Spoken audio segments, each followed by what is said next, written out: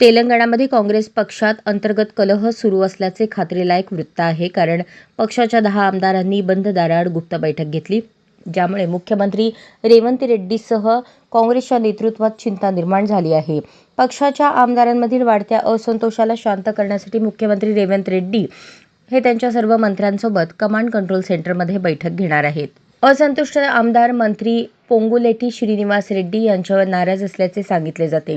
परिस्थितीचे गांभीर्य लक्षात घेऊन मंत्री पोंगुलेटी श्रीनिवास रेड्डी यांनी मुख्यमंत्र्यांनी बोलवलेल्या बैठकीला उपस्थित राहण्यासाठी पालेरला भेट रद्द केली.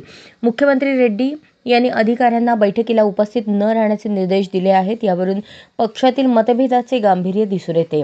स्थानिक स्वराज्य संस्था आणि MLC निवडणुकीपूर्वी आमदारांनी केलेल्या कोणत्याही बंडामुळे जनतेत चुकीचा संदेश जाऊ शकतो, अशी भीती काँग्रेस हायकमांडला आहे. आमदार अनिरुद्ध रेड्डी यांच्या फार्म हाऊसवर 10 काँग्रेस आमदारांची भेट झाली, ज्यामुळे पक्षातील अंतर्गत मतभेदांच्या अटकळी वाढल्या.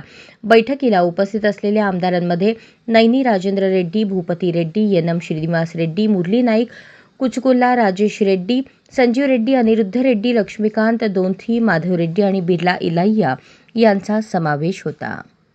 अशाच नवनवीन अपडेटसाठी जनता राज्य न्यूज चॅनलला सबस्क्राईब करा, लाईक करा आणि शेअर करायला विसरू नका.